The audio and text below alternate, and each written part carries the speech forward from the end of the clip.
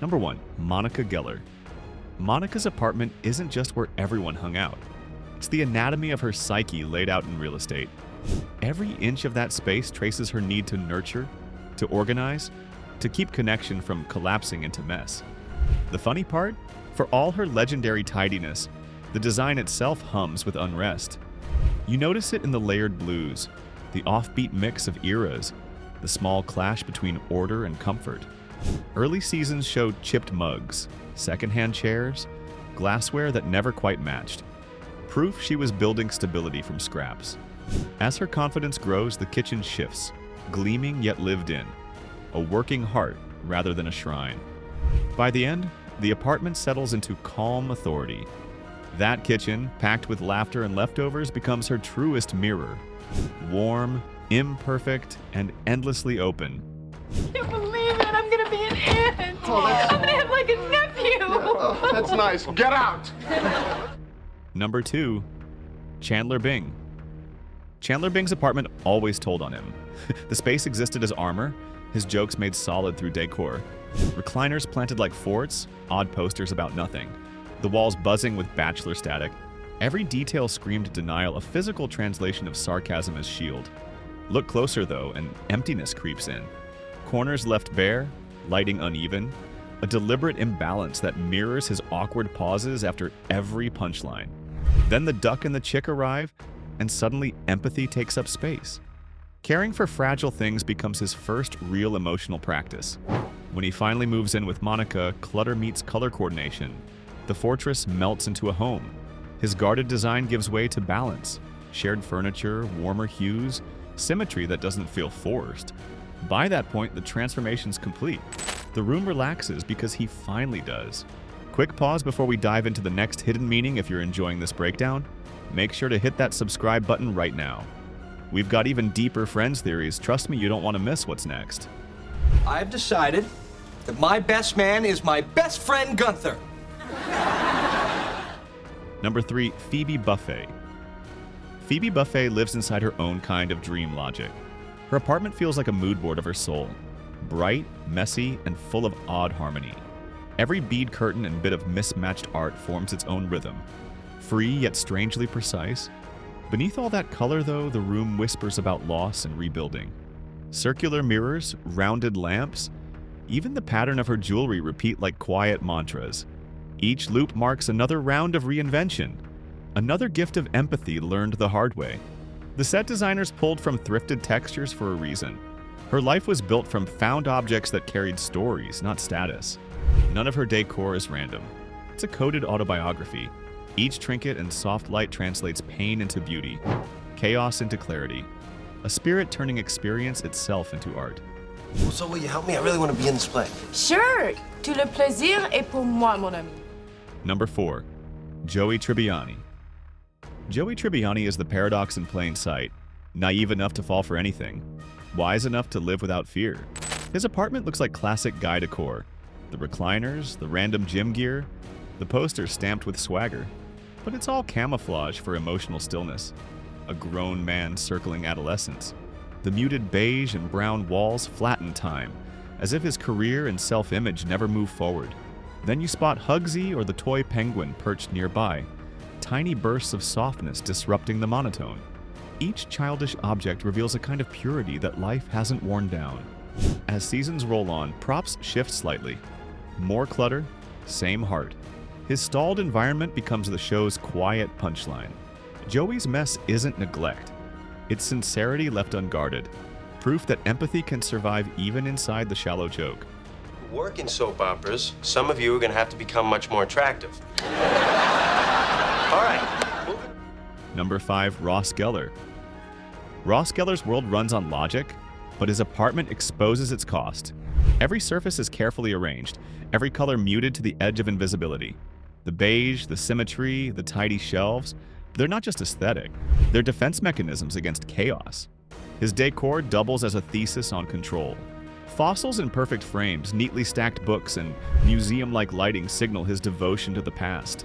They preserve his story while trapping him inside it. Change rarely enters the room unless his life collapses outside of it.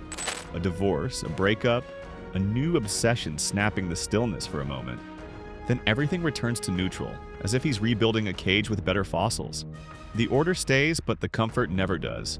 His apartment becomes a silent confession. Structure is safety, but it's also the loneliest kind of prison. Holloway, I just want to tell you, and I think I'd speak for everyone when I say... Number 6, Rachel Green. Rachel Green's story can be read in wallpaper and lighting just as clearly as hearts and breakups. Every move she makes, from Monica's spare room to her own apartment, marks a shift in identity more than geography. Early on, her world shares Monica's safety net. Bright, girlish clutter, and a hand-me-down aesthetic that signals dependency. As she earns her own footing, the palette sharpens. Glossy neutrals replace pink tones, fabrics lighten, and symmetry appears.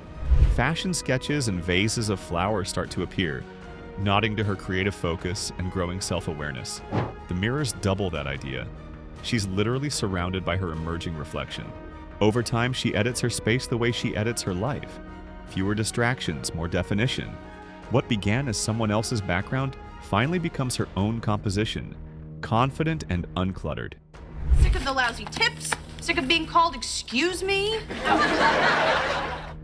Number 7. The yellow peephole frame. The yellow frame around Monica's door might be the show's happiest accident. That piece of set dressing wasn't designed at all. It came from a broken mirror. Instead of tossing it, someone framed the peephole with what was left, and it stayed there for 10 seasons. Its color grabs attention, but the meaning runs deeper.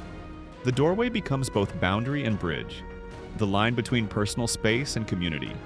Whenever the door swings open, that bright oval of yellow frames every emotional pivot. Hellos, breakups, reconciliations.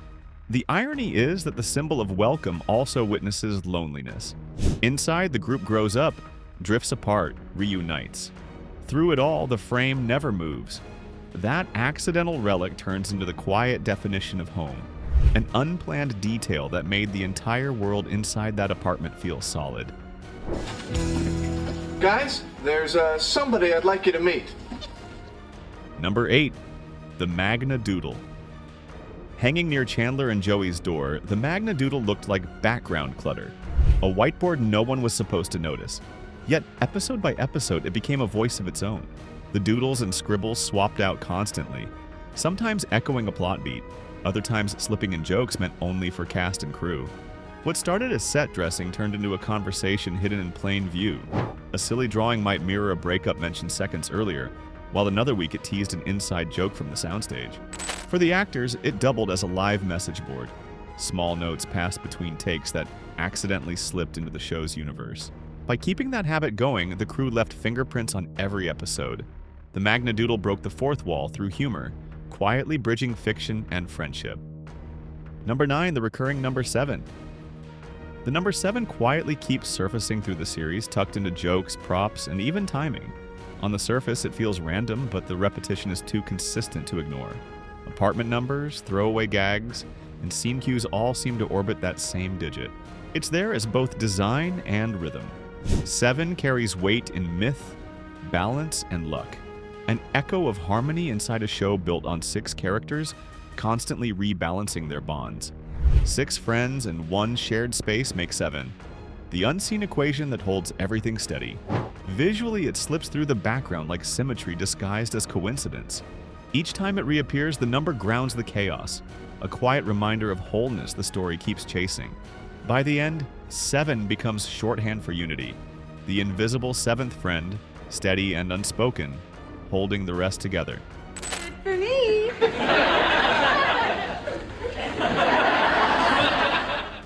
Number 10. The reserved couch. The Central Perk couch was never just furniture, it was real estate with mythic boundaries. No matter the time of day or plot twist, it waited, perfectly angled toward the camera. Its reserved tag blended into the table edge, barely visible yet somehow absolute. The seat always stayed open, a silent guarantee of belonging. That consistency turned it into ritual space. Every major heart-to-heart, every joke that softened tension, happened under the same warm lights. The orange fabric carried wear like shared memory, and those deep tones pulled every eye towards center frame. Through its texture, that couch captured routine as comfort, predictable but essential. By holding its place so firmly, it defined the geography of connection. The Central Perk couch wasn't only where stories landed, it was where they learned to breathe together. Number 11. Ross's Friends t-shirt. There's one wardrobe choice from Ross that slips by until you stop the frame. He walks in wearing a gray t-shirt with the word Friends printed across it. Plain, almost dull, yet carrying a strange echo of self-awareness. It looks random, but that logo doesn't happen by accident. On a character who wrestles with belonging, the word hits like quiet irony. His career, failed marriages, and obsession with correctness all orbit loneliness. Yet here the costume spells connection across his chest. It turns meta, fiction acknowledging itself while softening his isolation. That shirt merges the story world with the one watching it. Inside and outside the show, Friends becomes statement, not title. The comedy folds into reassurance. No matter the egos, sarcasm, or chaos, the bond remains. The clothing literally declares the creed the series kept proving. More clothes in the dryer? I'm fine. Number 12. The Laurel and Hardy poster. Above Joey and Chandler's TV hung a black and white poster of Laurel and Hardy, two comedy giants silently judging every scene. Their presence wasn't decoration, it was reflection. The pairing mapped perfectly onto the roommates' rhythm of chaos and care. Hardy's exasperated stillness lines up with Chandler's dry timing. Laurel's open confusion mirrors Joey's sweetness. Even their poses, one upright, one tilting toward calamity, capture the same loop of banter and rescue. Set designers locked that image in place, letting those grayscale faces anchor rooms full of neon clutter. Through every absurd storyline, the poster stayed put, a steady echo of an older tradition. Laughter born from friction, affection within failure. It worked as prophecy more than nostalgia. Laurel and Hardy weren't cameos. They were the prototype and the reminder. Ancestors watching their comic heirs learn emotional gravity through humor. Number 13. The apartment number switch. Blink and you'd miss it. The numbers outside Monica's apartment quietly changed partway through the series. Early episodes labeled her door with a lower number, suggesting a spot closer to street level. But inside shots always revealed a sweeping city view that belonged several floors higher. The mismatch forced a production fix. When the digits climbed, something subtle shifted. The space itself leveled up, mirroring how the characters were growing into new versions of themselves. The increased height suited Monica's expanding independence and the group's larger worldview. It turned a continuity correction into accidental symbolism. That upward adjustment echoed the show's own ascent. More maturity, more complexity, same foundation. Even though Nana's gone, there's something almost, almost life. Even the doors evolved, carrying the story from youthful confusion to earned stability. One small number change quietly mapping 10 years of collective rise. Across 10 seasons, the walls, props, and color choices formed their own ensemble partner, the quiet seventh friend. These objects didn't only fill space, they tracked emotion, growth, and memory. The decor aged with the characters, teaching that environment can tell a story as vividly as dialogue. Rewatch any episode and you'll start catching those cues. The shifted light, the small substitutions, the patterns repeating in new ways. The set speaks once you know its language. Drop a comment about the design detail that hit you most. And if you want more deep dives into TV world's hiding secrets, hit that subscribe button.